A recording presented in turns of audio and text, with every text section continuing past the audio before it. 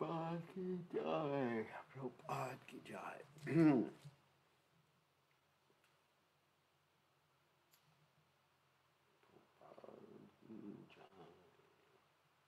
Okay, looks like everything's working.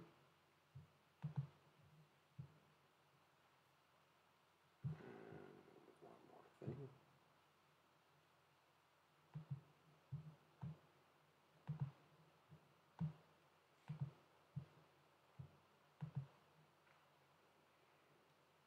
Okay, except for my camera, let's just start it.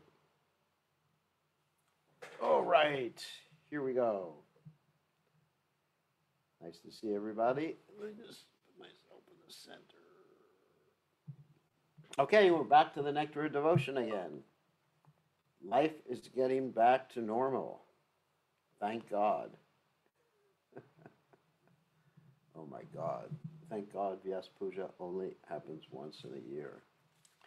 Okay, so now we'll chant Jai Radha Madhava. Jai Radha Madhava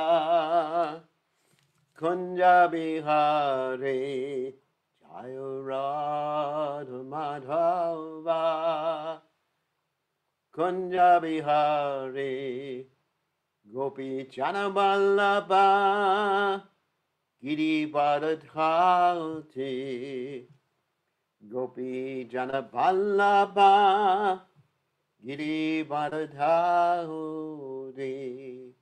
Yashoda Nandana Braja Jana Ranjana Yashoda Nandana Braja Jana Ranjana Yamuna Tira Vanachari Yamuna Tira Vanachari Jaya Radha Madhava Kunya Bihari Jaya Radha Madhava Kunya Bihari Gopi Janaballabha Giribharad Hauti Gopi Janaballabha Giribharad Hauti Yashoda Nandana Braja Jana Ranjana Yashoda Nandana Braja Jana Ranjana Yamuna Tira Vanachari Yamuna Tira Vanachari Jaya Radha Madhava Kunya Bihari Jaya Radha Madhava Kunya Bihari Jai Om Vishnupad Paramahansa Paravatikacharya O Sutera Sutashi Shimad His Divine Grace Sabaya Charananda Bhaktivedanta Goswami Srila Prabhupada Ki Jai ISKCON Founder Acharya Srila Prabhupada Ki Jai Ananta Koti Vaishnava Vrinda Ki Jai Namacharya Srila Hridas Thakur Ki Jai Prem Se Kaho Shri Krishna Chaitanya Prabhu Nityananda Shidwaita Gadadha Shivasati Gaur Bhakta Vrinda Ki Jai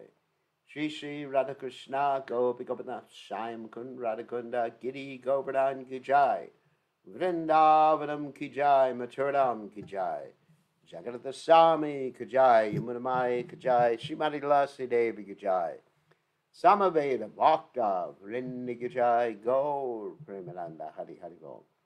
All glories to the assembled devotees, all glories to the assembled devotees, all glories to the assembled devotees. All glories to Shri Guru and Gauranga Srila Prabhupada Ki Jai. Nama Om Vishnu Padaya Krishna Prasthaya Bhutale Srimati Bhaktivedanta Swami Namani Namaste Saraswati Devi Gauravani Pacharni Nivashesha Shunyavadi Paschacha Deja Tarine. So, Om Gana Timidanda Shagananjana Shlakya Chakshur Meditam Yena Tasmai Shri Gurave Namaha. I offer my respectful obeisances under the lotus feet of my spiritual master, His Divine Grace, A.C. Bhaktivedanta Swami Srila Prabhupada, who so kindly opened my eyes with a torchlight of knowledge while I was blinded in the darkness of ignorance. Srila Prabhupada Ki Jai. So, continuing with the Nectar devotion about the qualities of Sri Krishna. So, first we'll chant this very nice prayer, the beginning of the Nectar of Devotion. This prayer was written by Srinivasacharya. It's part of the Goswami Ashtaka, the 8 prayers written by Srinivasacharya about the 6 Goswamis of Vrindavan. Nana Shastra Vicharane Kanipado Sadharma Samstapako Lukanam Itakarano Tribhuvane Manyo Shatanya Karo Radha Krishna Padaravinda Bhajana Mandena Mataliko Bande Rupa Sanatano Raguyago Shri Jiva Gopala Ko. I offer my respectful obeisances unto the 6 Goswamis, namely Sri Sanatan Goswami, Sri Rupa Goswami, Sri Raghunath Bhatta Goswami, Sri Raghunath Das Goswami, Sri Jiva Goswami, and Sri Gopal Bhatta Goswami, who are very expert in scrutinizingly studying all the revealed scriptures with the aim of establishing eternal religious principles for the benefit of all human beings. Thus they are honored all over the 3 worlds, and they are worth taking shelter of because they are absorbed in the mood of the gopis and are engaged in the transcendental loving service of Radha and Krishna. So let's continue reading about Sri Krishna's qualities. And here we go, Nectar of Devotion.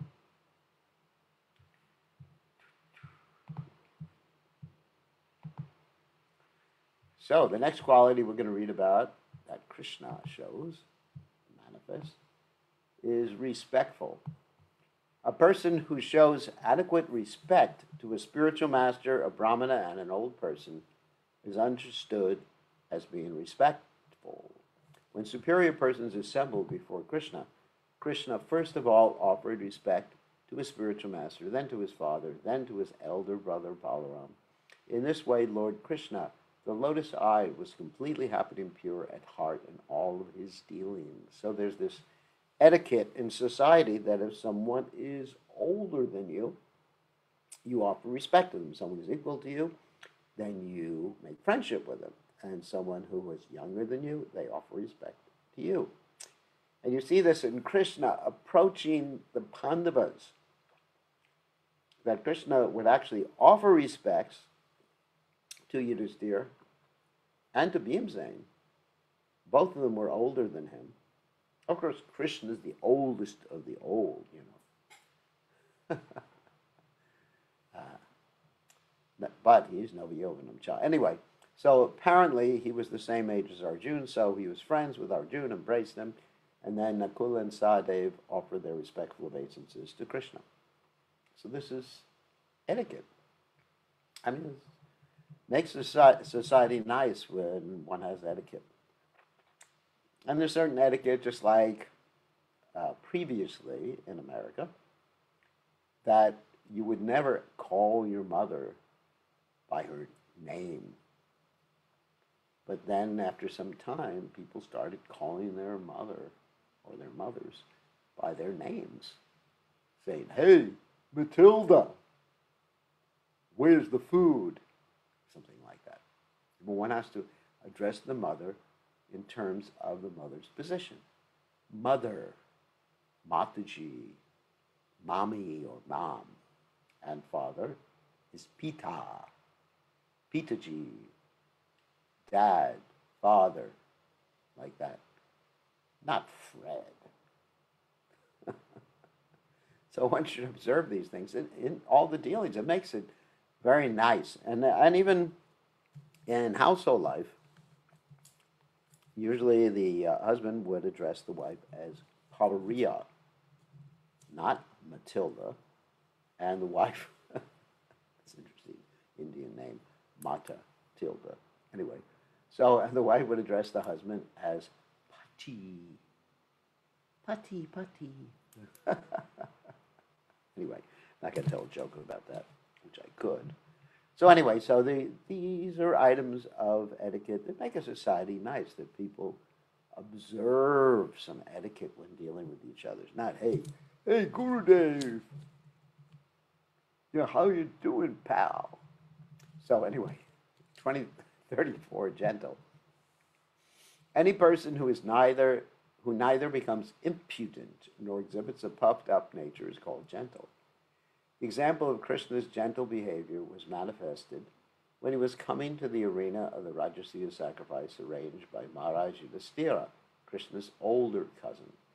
Maharaj Yudhishthira knew that Krishna was the Supreme Personality of Godhead, and he was attempting to get down from his chariot to receive Krishna. But before Yudhishthira could get down, Lord Krishna got down from his own chariot and immediately fell at the feet of the king. Even though Krishna is the Supreme Personality of Godhead, he never forgets to show social etiquette in his dealings. I mean, social etiquette is external, but it really keeps a society peaceful. I mean, there's a lot of things we do that are external, but they have some reason insofar as helping us cultivate the mode of goodness. Of course, we don't advise blind following. 35, liberal. Any person who is by his natural behavior very mild is called liberal. A statement by Uddhava after the Shaimantaka jewel plundering confirms that Krishna is so kind and favorable that if a servitor is accused even of great offenses, Krishna does not take this into consideration. He simply considers the service that is rendered by his devotee. I assume this was about Uddhava. I'm not about Uddhava, sorry. About Akrura. About Akrura or Satyajit. Anyway, we won't tell the story today. Shy. A person who sometimes exhibits humility and bashfulness is called shy. As described in the Lalita Madhava, Krishna's shyness was manifested when he lifted Govardhan Hill by the little finger of his left hand. All of the gopis were observing Krishna's wonderful achievement, and Krishna was also smiling at seeing the gopis. When Krishna's glance went over the breasts of the gopis, his hand began to shake. And don't take this as something mundane. That's why it's very dangerous, like that. And upon seeing his hand shake, all the coward men underneath the hill became a little disturbed. Then there was a tumultuous roaring sound, and they all began to pray to Krishna for safety. At this time, Balaram was smiling, thinking that these coward men had been frightened by the shaking of Govardhan Hill. But seeing Balaram smile, Krishna thought that Balaram had understood his mind in observing the breasts of the gopis, and he immediately became bashful. So try to understand, it's not that Krishna was leering at the bodily features of ladies and lusty. Try to understand that every one of the gopis had a spiritual body, and the spiritual bodies of the residents of Vrindavan are manifestations of their love for Krishna. Whether you're talking about their toes or nose or fingernails or any part of their body, whether you're talking about a coward boy or a gopi or a cow or mother and father of Krishna or a blade of grass or a tree, every part of the spiritual bodies is a manifestation of bhakti. So it's not something that appears to be very lusty. It's that Krishna is appreciating the love of his devotees. Next one is protector of surrendered souls. Krishna, the protector of all surrendered souls. Some enemy of Krishna's was enlivened with the thought that he needn't fear Krishna because if he simply surrendered unto him, Krishna would give him all protection. Krishna is sometimes compared to the moon, which does not hesitate to distribute its soothing rays, even on the houses of the chandalas and other untouchables. This is very interesting, how Krishna is the protector of all surrendered souls. So if someone surrenders to Krishna, there's no more distinction as to what their background is, what they did in the past. In fact, it's considered very offensive to dwell on a Vaishnava's past birth, activities in the past, or anything like that, or even present reactions for past activities that they may have done. One forgets that. The past sleeps, according to Bhaktivinoda Thakur. We dwell in the present, not in the past. Happy. Any person who is always joyful and untouched by any distress is called happy. As far as Krishna's enjoyment is concerned, it is stated that the ornaments which decorated the bodies of Krishna and his queens were beyond the dreams of Kubera, the treasurer of the heavenly kingdom. The constant dancing before the doors of Krishna's palaces was not to be imagined even by the demigods in the heavenly kingdom. In the heavenly kingdom, Indra always sees the dancing of the society girls, but even Indra could not imagine how beautiful were the dances being performed in the gates of Krishna's palaces. Gauri means white woman, and Lord Shiva's wife is called Gauri. The beautiful women residing within the palace of Krishna were so much whiter than Gauri that they were compared to the moonshine, and they were constantly visible to Krishna. Therefore, no one could be enjoying more than Krishna. The conception of enjoyment is beautiful women, ornaments, and riches, and all of these were fabulously present in the palaces of Krishna, defeating even the imagination of Kubera, Lord Indra, or Lord Shiva. Now, one thing you have to understand is that it's not a racist statement here, that everybody in the spiritual world has a different color. There's actually, but they're effulgent. That's the point. When it's mentioned here, white, it means effulgent, okay? Effulgent. Effulgent means they can be, and there are people, they're blue, green, purple, even though I don't like purple. What other colors are there? Red. And it's like a rainbow festival in the spiritual world, but everybody is effulgent. In that sense, it's really what is meant by white there. Not even a slight distress can touch Krishna. Once some of the gopis went to the place where the brahmanas were performing sacrifices and said, "Dear wives of the brahmanas, you must know that not even a slight spell of distress can touch Krishna. He knows no loss. He knows no defamation. He has no fear. He has no anxiety. He does not know calamity. He is simply encircled by the dancers of Braja and is enjoying their company in the rasa dance." Next quality is well-wisher of his devotees. It is said of Krishna's devotees that if they offer even a little water or a tulasi leaf in devotion to Lord Vishnu is so kind that he would settle himself to them. Krishna's favoritism towards his devotees was exhibited in his fight with Bhishma. When grandfather Bhishma was lying at the point of death on the bed of arrows, Krishna was present before him, and Bhishma was remembering how Krishna had been kind to him on the battlefield. Krishna had promised in the battlefield of Kurukshetra, he would not even touch a weapon to help either side. He would remain neutral. Although Krishna was Arjuna's charioteer, he had promised that he would not help Arjuna by using any weapons. But one day, Bhishma, in order to nullify Krishna's promise, exhibited his fighting spirit so magnificently against Arjuna that Krishna was obliged to get down from his chariot. Taking up a broken chariot wheel, he ran toward grandfather Bhishma as a lion runs toward an elephant to kill it. Grandfather Bhishma remembered this scene, and he later praised Krishna for his glorious favoritism toward his devotee Arjuna, even at the risk of breaking his own promise. And that's a famous story from the Mahabharata, that grandfather Bhishma promised to Duryodhana. He said, "Today I am going to kill Arjuna, and the only thing that could save him is if Krishna breaks his promise." And so grandfather Bhishma was fighting so ferociously, and Krishna, in order to protect Arjuna, grabbed the chariot wheel and ran towards grandfather Bhishma. And Arjuna was so upset at this that he was grabbing Krishna's leg, not both, but one of the legs, and trying to hold Krishna back because he didn't want to be embarrassed by having Krishna defend him and Krishna breaking his promise. But Krishna did break his promise, and grandfather Bhishma got down on his hands and knees. And also, grandfather Bhishma was firing arrows previously, and these arrows were actually hitting Krishna. And Krishna experienced the piercing of these arrows in his transcendental body. Of course, he doesn't have blood or anything, but he manifested this as, Prabhupada explains this, and the Acharyas explain this, like a lover might experience the bites of his beloved. Now, I don't understand what that means, but how you can love someone by biting them.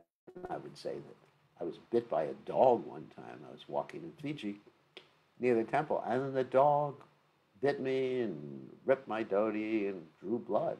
So he must have loved me a lot. Anyway. Controlled by love, 40. Krishna becomes obliged to the loving spirit of the devotee and not exactly to the spirit service rendered. In other words, Krishna doesn't need anything. So it's not that Krishna is bribed. No one can serve Krishna completely. He is so complete and self-sufficient that he has no need of any service from the devotee. It is the devotee's attitude of love and affection for Krishna that makes him obliged. A very nice example of this obligatory behavior was manifested when Sudama Vipra went to Krishna's palace. Sudama Vipra had been a class friend of Krishna's, and due to his poverty, he was induced by his wife to see Krishna to request some aid. When Sudama Vipra reached Krishna's palace, Krishna received him very well. And both he and his wife washed the feet of Sudama Vipra, showing respect to the Brahmana. Remembering his loving affairs with Sudama in their childhood, Krishna began to shed tears while receiving him. Let me tell the whole story about this. So, Sudama Brahman was Krishna's friend when they were in Gurukula together. Now, this Gurukula was guided by Sandipani Muni. And one day, Sandipani Muni sent Krishna and Sudama, his friend, out to collect firewood. And when they were out collecting firewood, what happened? It started to rain and they couldn't come back. It was torrential rain. And so they were stuck basically in a tree because everything was flooding on the ground. And Sudama, he had some food with him, prasadam with him, and he didn't share it with Krishna. Very, very bad. He learned his lesson later on. So later on, when they were found in the tree by the spiritual master, Sandipani Muni, they both learned things nicely in the ashram, and then when they graduated, Sudama Vipra went his way, and Krishna went his way. Krishna had a palace, and Sudama Vipra was poverty-stricken because he had not shared his food with Krishna. Okay. And practically he was wearing rags, and his wife rags, and they didn't have enough to eat, and they were living in a shed that didn't even have a proper roof. The rain would come in. But Sudama Vipra was happy because he was a Brahmin. A Brahmin is satisfied in all circumstances. A Brahmin is not thinking, I need more to be happy. Kshatriya is thinking he needs more. Vaishya is thinking he needs more. Shudra is just too drunk to think that he needs more. Just in the mode of ignorance. So Sudama was very happy. His wife, basically, not that she had any problem, but she really wanted their kids to have enough to eat, and it was kind of austere. When it rains, the rain is dripping on you, and you can't sleep properly at night when the rain is dripping on you. Not really a nice situation to live in. So she thought, my husband's friend is God. So maybe he should see God, and maybe God will give him something. So she said to her husband, go see your friend. You should really see your friend. Sudama wasn't thinking, I should see my friend because of money. He was thinking, I just want to see my old buddy, my school buddy. And so she gradually convinced him. And he was thinking, what can I take my friend? Of course, they had nothing to give. So she begged a little chipped rice from the neighbors, really like old rice. There wasn't even whole grains. It was just like chipped grains.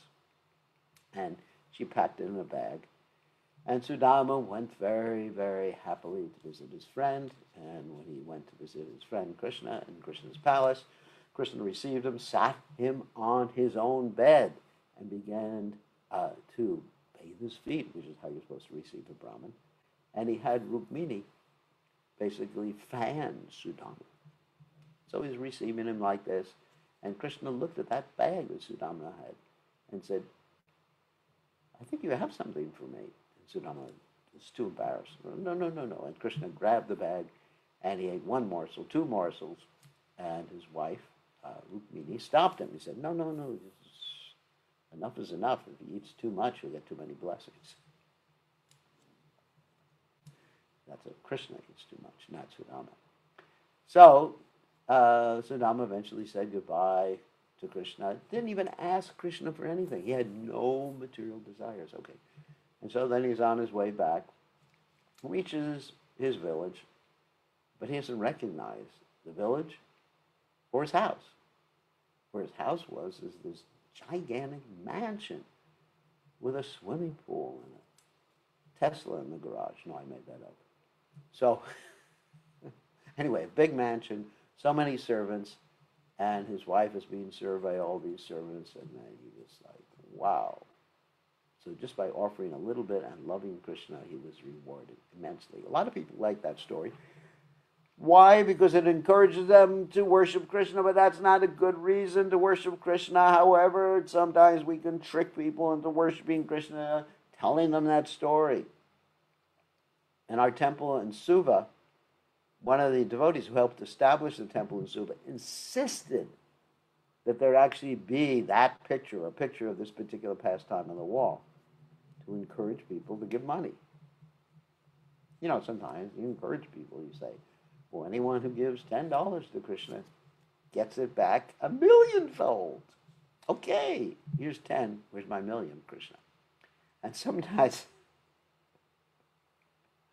people go to the deities and they make a deal. Let's make a deal, Krishna.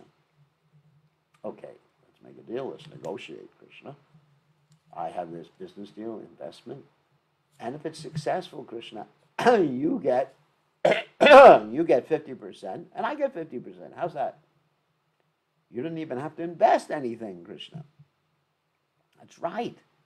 It's free, Krishna. You should be very happy with this deal. I'm the one who's taking a risk. I'm the one who's investing. So you're just like getting freebies here. So you should bless me. And so the person goes, makes the money. And there are stories about when the person didn't give the money to Krishna and Krishna arranges to take away the money anyway, all the money anyway. So if you make a deal with Krishna, he'll make sure that you keep it. Like even apart from money or investments or anything like that, if you say to Krishna, from this day forward, I am yours, Krishna. And then tomorrow you say, well, it was a little far forward. Couldn't predict what was going to happen today. So today I am mine, Krishna, and you are yours, but I'm not yours, Krishna. And then Krishna will make the arrangement. It's too late. Once you surrender to Krishna, it's too late. Once you surrender to Krishna, become Krishna conscious, then basically everything you do, you'll always remember Krishna's words. It really spoils things for you. Actually, my brother told me that. When I joined the Krishna conscious movement in 1971, my brother came to the temple and I said, would you like to hear what we believe in?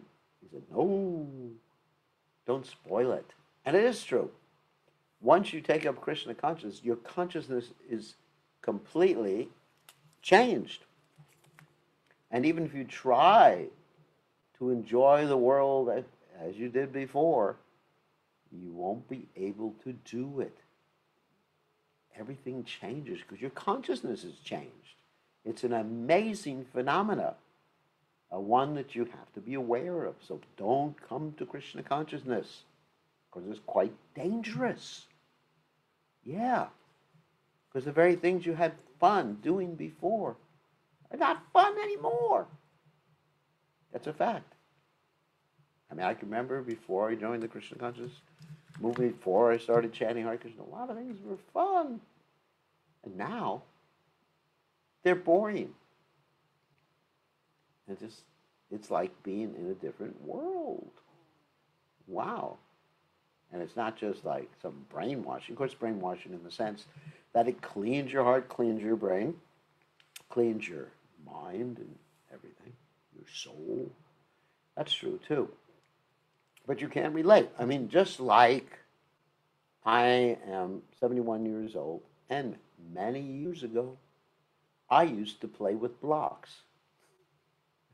Not a few years ago, when I was a little baby or toddler.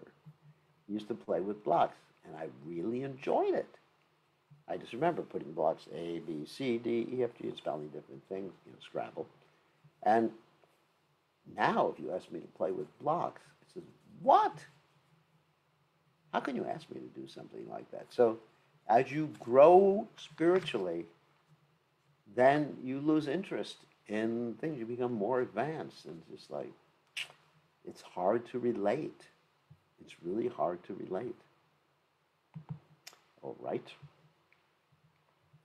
Sorry to discourage you. Another instance of Krishna's obligation to his devotees is described in the 10th canto, 9th chapter, verse 18 of the Srimad Bhagavatam, where Shukadeva Goswami tells King Parikshit, my dear king, when Mother Yashoda was perspiring, tired of trying to bind Krishna up with a rope, Krishna agreed to allow her to bind him. Krishna, as a child, was disturbing his mother by his naughty activities, and she wanted to bind him up. Mother Yashoda brought some rope from the house and tried to tie up the child, but she could not tie a knot due to the shortness of the rope. She tied together many ropes, but when she finished, still the rope was too short. After a while, she felt very tired and began to perspire. At that time, Krishna agreed to be bound up by his mother. In other words, no one can bind Krishna by any means other than love. He is bound only by obligation to his devotees because of their ecstatic love for him. That, of course, the Damodar story, very famous story. That Krishna broke some pots. He was angry because Mother Yashoda had neglected him to take care of some cooking. And so when Mother Yashoda came back, she started chasing Krishna. Krishna was running away. Eventually, he allowed her to catch him. And she caught him, and she wanted to tie him up. And she kept taking all the rope from the house and tying it together and tying it together. It was always like 2 fingers too short. And eventually she became so frustrated and started crying, and Krishna allowed her to tie him up to a grinding mortar. And that's the whole story. Not the whole story. Part of the story of Damodar. All auspicious. A person who is always engaged in auspicious welfare activities for everyone is known as all auspicious. After the disappearance of Lord Krishna from this planet, Uddhava began to remember the activities of the Lord and said, Krishna satisfied all great sages by his wonderful pastimes. He demolished all of the demoniac activities of the cruel royal order, protected all pious men, and killed all cruel fighters on the battlefield. Therefore, he is all auspicious for all men. Most powerful. A person who can always put his enemy into calamities is called powerful. When Krishna was present on this planet, just as a powerful sun drives all darkness to take shelter in caves, he drove away all of his enemies who fled like owls to take shelter beyond his sight. All famous. A person who becomes well known due to his spotless character is called famous. It is stated that the diffusion of Krishna's fame is like the moonshine, which turns darkness into light. In other words, if Krishna consciousness is preached all over the world, the darkness of ignorance and the anxiety of material existence will turn into the whiteness of purity, peacefulness, and prosperity. When the great sage Narada was chanting the glories of the Lord, the bluish line on the neck of Lord Shiva appeared. Upon seeing this, Gauri, the wife of Lord Shiva, suspected Lord Shiva being someone else disguised as her husband, and out of fear, she immediately left his company. Upon hearing the chanting of Krishna's name, Lord Balaram saw that his dress had become white, although he was generally accustomed to a bluish dress. And the cowherd girls saw all of the water of the Yamuna River turn into milk. So they began to churn it into butter. In other words, by the spreading of Krishna consciousness or the glories of Krishna, everything became white and pure. popular. Any person who is very dear to people in general is called a popular man. As for Krishna's popularity, there's a statement in the first canto of the 11th chapter, verse 9 of Srimad Bhagavatam, that deals with his returning home from the capital of Hastinapura. While he had been absent from Dwarka at the Battle of Kurukshetra, all the citizens of Dwarka had become morose. Then, when he returned, the citizens joyfully received him and said, "My dear Lord, while you were absent from the city, we passed our days in the darkness of night. As in the darkness of night every moment appears to be a long duration of time, so while you were gone, every moment appeared to us like millions of years. Your separation is completely unbearable to us." This statement shows how popular Krishna was all over the country. A similar incident occurred when Krishna entered the arena of sacrifice arranged by King Kamsa for his death. As soon as he entered the palace, or the place, all the sages began to cry, "Jai, Jai, Jai," which means victory. Krishna was a boy at that time, and all the sages offered their respectful blessings to him. The demigods who were present also began to offer beautiful prayers to Krishna, and the ladies and girls present expressed their joy from all corners of the arena. In other words, there was no one in that particular place with whom Krishna was not very popular. So many of these will appear to be repetitive or very, very similar. That's all right. Partiality to devotees. Although Krishna is the Supreme Personality of Godhead and therefore not partial to anyone, it is stated in Bhagavad Gita that he has special attraction for a devotee who worships his name in love and affection. When Krishna was on this planet, one devotee expressed his feeling in this way: "My dear Lord, if you had not appeared on this planet, then the asuras, demons, and atheists would surely have created havoc against the activities of the devotees. I cannot imagine the magnitude of such devastation prevented by your presence." From the very beginning of his appearance, Krishna was the greatest enemy of all demoniac persons. Although Krishna's enmity toward the demons is actually comparable to his friendship with the devotees, this is because any demon who is killed by Krishna receives immediate salvation. Let me quote a little bit from the Bhagavad Gita. Samaham sababhuteshu namidveshostina priyaha. Krishna says, "I'm equal to everyone. No one is especially my enemy, and no one is especially my friend." But Krishna is reciprocating, as he also says in the Gita, "Yetam mam prapachante tam sataiva bhajami ham mamavartante manusha partha sarvasha." As people approach me, I reciprocate accordingly. If someone considers Krishna to be their enemy and wants to kill Krishna, Krishna reciprocates in the same way towards them. And if someone reciprocates or approaches Krishna with the intention of loving him and serving him, Krishna reciprocates with that person and intends to love and serve his devotee. Next one, attractive or very attractive to all women. A person who has special qualifications becomes immediately very attractive to women. A devotee made the following statement about the queens of Dwarka. Remember, there's 16,108 of them. "How shall I describe the glories of the queens of Dwarka who are personally engaged in the service of the Lord? The Lord is so great that simply by chanting his name, all the great sages like Narada can enjoy transcendental bliss. So what can be said about those queens who are at every moment seeing the Lord and serving him personally?" Krishna had 16,108 wives in Dwarka, and each and every one of them was attracted to Krishna just like iron is attracted by a magnet. There's a statement by a devotee: "My dear Lord, you are just like a magnet, and all the damsels of Braja are just like iron. In whichever direction you are moving, they are following you, as iron is attracted by magnetic force." 47. All worshipable. A person who is respected and worshipped by all kinds of human beings and demigods is called Savahradya, or all worshipable. Krishna is worshipped not only by all living entities, including the great demigods like Lord Shiva and Lord Brahma, but also by Vishnu expansions, forms of Godhead such as Baladeva and Shesha. Baladeva is a direct expansion of Krishna, but he still accepts Krishna as worshipable. When Krishna appeared in the arena of the Rajasuya sacrifice organized by Maharaj Yudhishthira, To all present, including great sages and demigods, Krishna became the cynosure, the center of attraction, and everyone offered him respects, unless or except for Shishupal. Remember the story about Shishupal? Shishupal had a benediction that Krishna would not kill him unless he committed 100 offenses, or Krishna would forgive him 100 times. Anyway, so he started committing all these offenses, and Krishna was counting down from 199, 98, 97, 96, 95, 94, 93, 92, 91, 90, all the way to 0, and then Krishna cut his head off. 48, all opulent.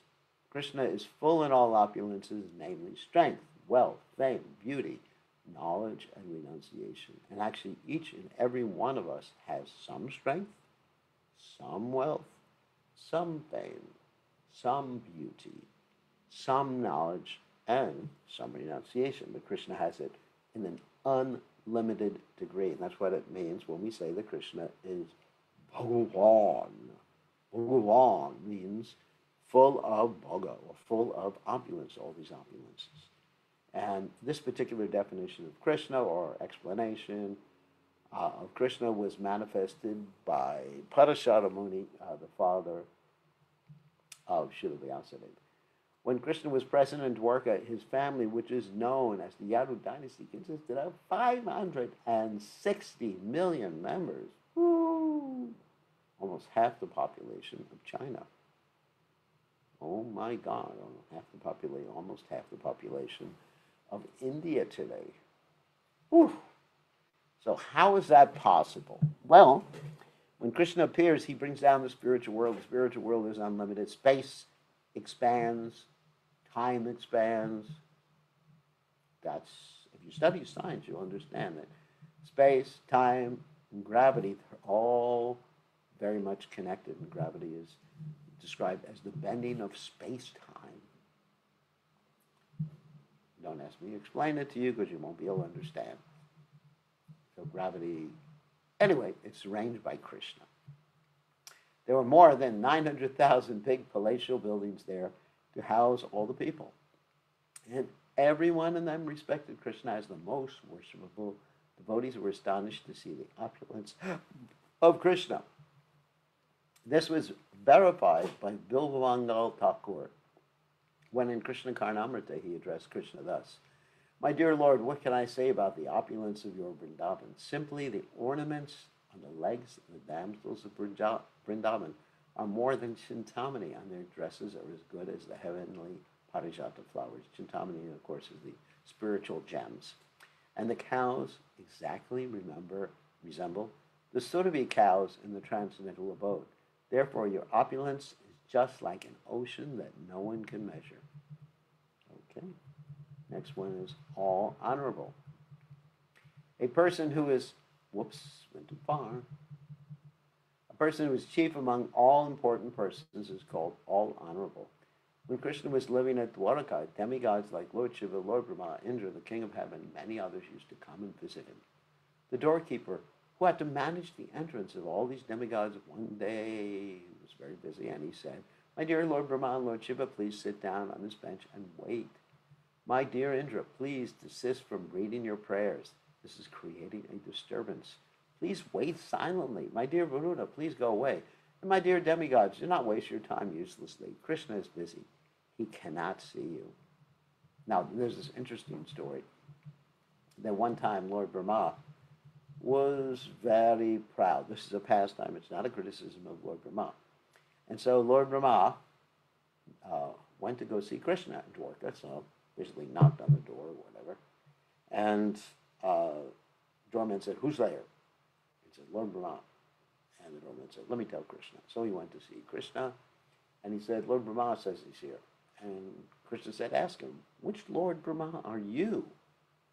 And so the doorman goes back and he says to Lord Brahma from our universe that, "I am Lord Brahma, the head of the universe, the guy with 4 heads. Okay? And the doorman goes back. Krishna says, "Let him in." And then Lord Brahma with the 4 heads comes in, pays obeisance to Krishna, and asks Krishna the question. The question was asked, which Lord Brahma are you? are there other Lord Brahmas around? And Krishna said, just wait. And poof, he manifested all or many of the Lord Brahmas from different universes with different numbers of heads coming to offer obeisance to him. And our Lord Brahma said, oh my God. Oh my God, this is something else. Most of these Lord Brahmas have more heads than me. I'm just that tiny, insignificant person. So he learned very, very quickly. 50. The Supreme Controller. There are two kinds of controllers or lords. One who is independent is called controller, and one whose orders cannot be neglected by anyone is called controller. An independent person and one whose orders are... So that's actually mentioned in the Bhagavatam. Aptakama and Swarat are the two words in the Bhagavatam. Aptakama means gets whatever he wants just by wanting it, and Swarat means independent, doesn't need anyone else for anything. And Krishna certainly doesn't need anyone else for anything because everything comes from him. Aham sarva suprabho matak sarvam pravartate. Iti matva bhajanti vam buddha samamvita. You remember that verse in the Bhagavad Gita? And if you don't, go back and read it. I'm the source of everything. Everything comes from me. Those who are wise worship me with all their hearts. So he doesn't need because he can produce anything. And then, Aptakama, that was Swarat, which I just mentioned before. Aptakama means that his energies are all first-class servants, and they do what he wants without him even asking. That's a first-class servant. Srila Prabhupada and the Acharyas described that first-class servants do what the master, spiritual master, boss, whatever it is, wants without being asked because they know the intention of the person whom they're serving. And we find in the description of Rupa Goswami, Sri Chaitanya Mano Bishtam Stapitam Yena Bhutale Swayam Rupa Kadamayam Dadati Swapadantikam, that Srila Rupa Goswami knew the mind of Lord Chaitanya Mahaprabhu, and therefore he is our Acharya. Of course, we have many Acharyas, but he is actually the Acharya of our branch, and we're called Rupanugas because of that. So that's actually a first-class servant. All right, let's get to the other types of servants. A second-class servant has to be told, would you please do this? Oh, yeah! And the second-class servant does it gladly. Thank you, Guru Maharaj. I will do this. Whatever you say, I will do. So he doesn't know the mind, but at least he follows the instructions. That's good. Third-class servant. Okay, let's get to that guy. Guru Maharaj says, would you do this, my dear disciple? And the third-class servant goes, yeah, all right, Guru Maharaj, I'll do it. Okay, it's my duty, but I'll do what you say. Why do I have to serve that guru? I want to become guru myself and be served. Phew, I can't wait till I get the hell out of here. So that's third-class servant. Phew. And then there's the 10th class. And I think you can guess what that is. Guru Maharaj says, would you do this? And the 10th class servant says, no, Guru Maharaj. Or sometimes they may even say, yes, but I'm not going to do it. Yes, but is actually crazy or a really interesting way of saying no. Regarding Krishna's complete independence and lordship, Srimad Bhagavatam says that although Kaliya was a great offender, Krishna still favored him by marking his head with his lotus feet, whereas Lord Brahma, although having prayed to Krishna with so many wonderful verses, still could not attract him. And you can't force Krishna to act in a particular way. This contradictory treatment by Krishna is just befitting his position because in all the Vedic literature he is described as the complete independent. In the beginning of Srimad Bhagavatam, the Lord is described as Swarat, which is what I talked about before, which means completely independent. That is the position of the supreme absolute truth. The absolute truth is not only sentient, I mean, he has feelings or senses, but is also completely independent. As for Krishna's orders not being neglected by anyone, in Srimad Bhagavatam, 3rd canto, 2nd chapter, verse 21, Uddhava tells Vidura, Lord Krishna is the master of the three modes of material nature. He is the enjoyer of all opulences, and therefore there is no one equal to or greater than him. All the great kings and emperors used to come before him, offer their gifts and pay obeisances with their helmets at the feet of the Lord. One devotee said, "My dear Krishna, when you order Brahma, now you may create the universe, and when you order Lord Shiva, now you dissolve this material manifestation. You are simply, in this way, creating and dissolving the material creation yourself. Simply by your orders and by your partial representation of Vishnu, you are maintaining the universes. In this way, O Krishna, O enemy of Kamsa, there are so many Brahmas and Shivas who are simply carrying out your orders." And of course, next is changeless. That's 51. I just want to mark my place here. Okay, give me a second. 51.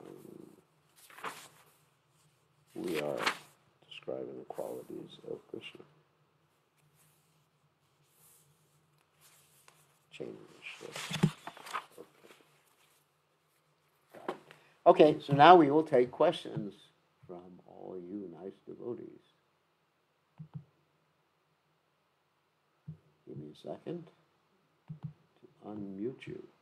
Got a lot of nice people today. 37, at least here. Okay. Who is brave enough to ask a question? Hare Krishna, Gurudev. Yeah, I can hear you. My question is a little bit unrelated. Is that all right? Yeah, I guess so. I was wondering about how seriously devotees should take Vastu Shastra. Like, are there any examples of Prabhupada or other previous acharyas not wanting to buy a building that would otherwise be suitable for a temple simply because the Vastu was off or so on? I cannot find any examples of Prabhupada not buying a building. There are some examples of Prabhupada being advised to construct a temple in a particular way. Whether Prabhupada took that instruction or not is another issue. I know that Vrindavan temple was not really done according to Vastu. Yet it's one of the most transcendental, successful temples in Vrindavan. There are certain rules of Vastu, which is really interesting. Oh, okay, someone wants to understand. Well, let me finish with this. There are certain rules of Vastu, and there is one devotee there in New Zealand. I'm not going to mention his name. He had some problem in his business. He consulted the Vastu Shastras, an expert in the Vastu Shastra, and he became extremely wealthy after adjusting certain things and buildings in his business. So I think, I'm not expert in this, but I know of certain cases where people became very successful materially, not spiritually, by observing Vastu Shastra. They became rich or whatever. I don't pay too much attention to it. Certainly, I do, to a certain extent, pay attention when we're building a temple to have the deities facing either east or west. I do that. I'm not an expert in these things, but I've heard a lot of good things about it. So, whether it works or not. And another thing is, you are in the southern hemisphere. I don't know if the same rules for Vastu Shastra apply in the northern and southern hemisphere. Prabhupada indicated, for example, that it was good to sleep in a certain way with your head in a certain direction. You don't want to sleep with your head towards the south. That's the Yamaraj area. So there are certain things that Prabhupada did, but at the same time, he didn't take them as seriously as you would think he would take them if he actually accepted Vastu. Vastu is absolute. But it's not a bad idea. I mean, if you can follow the rules of Vastu, which is very similar to the Feng Shui, I'm sure you've heard of Feng Shui before, then do it. And if you can't, you can't. That's life. Just chant Hare Krishna, and you'll be happy. The other part of the question is sometimes devotees say, prasadam is transcendental, and then other devotees will say, well, you still have to eat healthy. And I wonder if could it potentially be parallel, that it's a material science and it affects us even if we're transcendental, the same way Yes. eating unhealthy prasadam may. Well, I don't want to call prasadam unhealthy. We're the people who are unhealthy. Prasadam is transcendental. I don't want to say prasadam is unhealthy. But if you eat things that are damaging to your body will become unhealthy. Prasadam is never unhealthy. But at the same time, there are certain types of prasadam that will, if you eat them in excess, will actually damage your body unless you have like digestion, that you can digest nails. I mean, my experience is that I did change my diet for health reasons. I was eating many years ago. I mean, when I first joined the movement, I was taking a lot of things with sugar in them. I love sweet rice, halwa, labjamans, malpura. I mean, I can name them all, as well as Western cakes and everything like that. And so then I realized that these things weren't, I mean, I can't say they weren't good because it was prasadam, but by taking them, I was damaging my body. Then, after I realized that, I stopped taking them. And then I substituted my sense gratification by taking a lot of cheese. After that, I went to my favorite Ayurvedic physician, Leeladhar Gupta in Vrindavan, and he said, stop. And I said, I can't do it. I said, I'd rather die than stop this. And he said, all right, get ready to die. And so I didn't follow him at first, but then I had a special message from actually Lord Shiva. He said, you better stop. And so I stopped, and I had no withdrawal symptoms. And I haven't taken those things to this day, by Krishna's grace. So, yes, there are certain things, because we have a material body, and prasadam, although it's spiritual, has certain effects on our material body. Certain types of prasadam have different effects on our material body, and we can become sick. So that's been my experience. And I've seen many devotees. I mean, you get me started on this whole topic. I see many devotees, like Prabhupada even said, many people fall down in the name of Mahaprasadam because they're overeating. One eats too much, we find in the Upadeshamrita, Vacho Vegam, Manasa Krota Vegam, Jiva Vegam, Udara Pashta Vegam. If one eats too much, and then it fills the belly, and then the genitals become disturbed, so one may deviate from Krishna consciousness, one may get angry from eating certain types of prasadam, too much of it, just like I've experienced on Monday morning after a big Sunday feast in which the brahmacharis would eat tons of sugar. The brahmacharis lost control and were arguing and yelling at each other simply because their blood sugar had dropped. So there are certain things that affect the body, although prasadam is completely transcendental. And I know a lot of devotees who have different diseases because of overconsumption of particular types of prasadam. For example, I was speaking to an Ayurvedic physician in India who was treating a lot of the devotees, and he said, yes, you devotees, many of your devotees have Parkinson's disease, and he said one of the things that contributes, not saying the cause of Parkinson's disease, one of the things that contributes to Parkinson's disease is too much consumption of milk products. And, which means paneer, yogurt, milk, whatever milk products you're talking about. And he actually made that statement. And I've seen devotees who had that explained to them, but they wouldn't give it up because they were addicted to those particular substances. So one has to be very careful about being addicted to certain types of food. And prasadam is always prasadam. And if one distinguishes and says, this prasadam is nice and this other prasadam is not nice, we're not talking about healthy or anything like that, then that can be offensive. Srila Bhakti Siddhanta Saraswati Thakur would sometimes take the prasadam or the Mahaprasadam that was left over and mix it all together. So the devotees would honor prasadam, but without getting into the satisfaction of their little tongues. And there's stories like when Prabhupada told the devotees to offer not the sweets from his plate, but the vegetables, and the devotees were less interested in that from Prabhupada's own plate. I mean, when I took the remnants of from Prabhupada's plate, I actually would have eaten the plate had it not been of stainless steel. I ate the banana peels, I ate the grape stems, I ate the pits, I ate the orange rinds, everything that was on that plate I demolished. And some devotees were shocked that I did that. But it was Prabhupada's remnants, and it was sweeter than nectar to eat those things. So if one actually distinguishes with prasadam not in terms of health, but in terms of that's nice prasadam or that's not so nice prasadam, then I think that's also a bad attitude towards prasadam.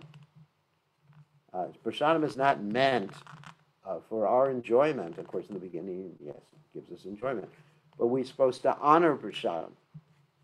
I remember devotees, they were so anxious for eating sweet things or taking sweet things in the beginning days of the movement, they would fill their cups up with charnamrita, sweet charnamrita, and drink it, or fill their cups up with gulab juice, which is actually 2 parts sugar to 1 part water, because I used to cook these things.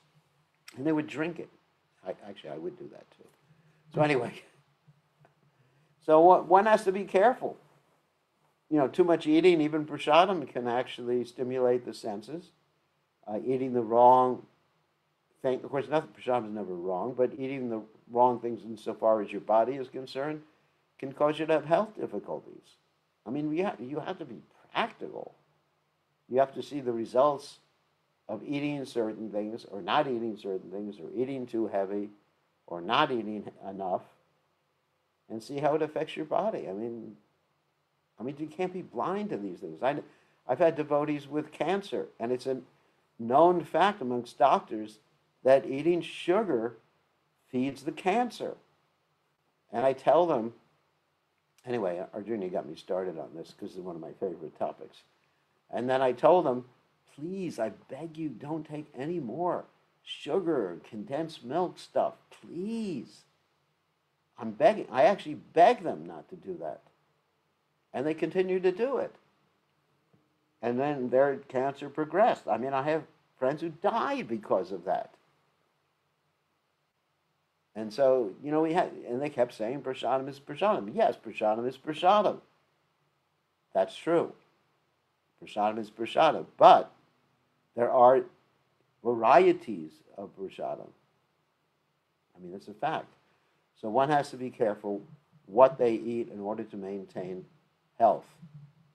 That's, I'm not going to change my opinion in that regard. It's not that whatever you eat, we're not like the 6 Goswamis of Vrindavan can eat 1 pat of butter a day, and that's probably a healthy diet compared to what many devotees are taking. Anyway, more questions. We had one devotee asked, can you please explain the definition, what Rupa Anuga means? Rupa Anuga means to follow Srila Rupa Goswami. Rupa Goswami is actually the Samstapaka Acharya. That means one who establishes the mood, one who establishes the, let's say, the example in our sampradaya, the primary follower of Lord Chaitanya Mahaprabhu. The first 50 qualities of Krishna that we were studying, yes, they're shared by Lord Narayana and Lord Shiva. I remember when we first started talking about this, the last 4 qualities are only manifested by Krishna and Raj, and Krishna and Vrindavan. So, who else has a question? Rishikesh. Oh, okay. Oh, we have a question? So what's your question? Hare Krishna Maharaj, please accept my humble obeisances. All glories to Srila Prabhupada. My blessings. Yeah, thank you, Maharaj. Maharaj, about eating prasadam, sometimes we see that the tulsi leaves which are offered in the prasadam, some people eat them and some people take them out. So what is the proper thing to do? Some people, like even in the chanamrita and that. So what is the actual thing when? The proper thing to do is to eat them. Yes. Yeah. Sometimes if I'm offered a sweet, which I don't eat, I will take the tulsi leaf and just eat that. I mean, there's that whole story about weighing Krishna. You Yes. probably know about that. All the jewels and everything like that, and they couldn't equal Krishna's weight until finally they put a tulsi leaf. And Yes. also, there's that whole story about feeding Govardhan, where Govardhan kept asking for more and more and more and more, on your, And you're and nobody could give him enough. There was no more food, and finally they gave Govardhan a tulsi leaf, and he ate that, and he was satisfied. So really, that's the point. We honor Tulsi by eating her if she's offered to Krishna. yeah. Otherwise, people don't eat the Tulsi leaf. Yeah, they put it aside or something like that. I've No, they should eat. noticed. Yeah. They should eat the Tulsi leaf. And the Tulsi leaf is not going to make you sick. No. You can eat any quantity of Tulsi leaves that you want, Yes. and it's not going to make you sick. Yeah. But if you eat any quantity of sugar, you will become sick. I guarantee you become sick. And so many devotees have diabetes too. I mean, all these what's called lifestyle diseases. People question, why do people have devotees have so many lifestyle diseases? There's practical reasons. You don't have to be a super scientist to understand this. Even as far as COVID is concerned, I'll tell you something interesting about COVID, and they don't even write about it in the internet, is that 80 to 90% of the people have problems when they get COVID, have low vitamin D. But they won't. But because it's such a cheap way of preventing yourself from getting really sick with COVID, and nobody's going to make money prescribing vitamin D, because it's available in the marketplace, then you really don't hear about that. I mean, it's remarkable that people don't understand this simple point about the COVID. I mean, I think I should make that point right now for everybody online, that you should make sure that your vitamin D levels are high. And if you can't get it from enough sun, then by all means, you take a supplement of vitamin D. And it's shown that vitamin D, I mean, I know that has nothing to do with this class, but the vitamin D actually is a hormone. It's not a true vitamin, actually. It's a hormone. It's oil-based hormone. And what it does is it mitigates the effects of the overreactions of your immune system, which causes COVID victims to die generally.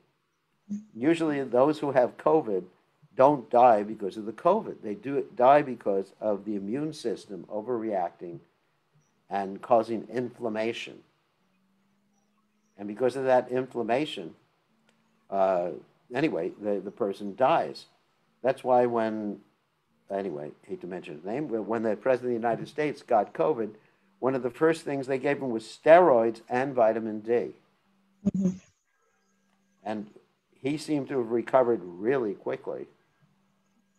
And that's because the vitamin D, steroids, vitamin C, and anyway, I don't want to get into all the prescribed medicine for anyone, but that's because these things can actually, I'm not advising steroids, but these things like vitamin D can actually prevent you getting a severe case of COVID. But the doctors are not interested in that because it's a cheap thing to give people. So anyway, it's an advertisement. I think we have to end now because it's actually I have things to do at 6:09. Thank you all very much for joining us. Okay. I know I gave medical advice. The doctor wants to give medical advice, or you're the only one who's allowed to talk now. What's up? Just last, I have already asked you, Gurudev, before regarding vitamin D. Most of the capsules, it has got gelatin in it. Gelatin. But there are the ones with the gelatin in it, usually prescribed one, and patients have to take only once a month because it is 50 or 60,000 units, as opposed to when we buy over the counter, we can get certain brands where it is in a tablet form, not in an oil-based form. I mean, absorption is less as compared to the oil-based one, Yes. but it does not have gelatin in it. You don't absorb it in that way. You don't absorb it in that way. First of all, it has to be vitamin D3. Yeah, D3. It is D3. Yeah, D3. And second of all, it has to be taken in an oil-based format to be absorbed in the body. Otherwise, you lose most of it. So spray, yeah, actually, Jai Radhika just said, yeah, the spray is actually good because you absorb it through the nostrils like that, or through the back of the throat. It's absorbed sublingually, too. Sublingually means under the tongue. Is it available over the counter, Gurudev? Yes, it's available over the counter. At least in the United States. You know, I don't know about your country, but the United States, I mean, I have some from Germany from one of my disciples who is an expert doctor. And I use that, and I take it sublingually. Try to take it every day when I don't get enough sunshine, and I get healthy. And really, I don't get sick. And if I get sick, it's just minimal.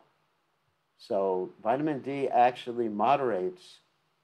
It moderates the immune system.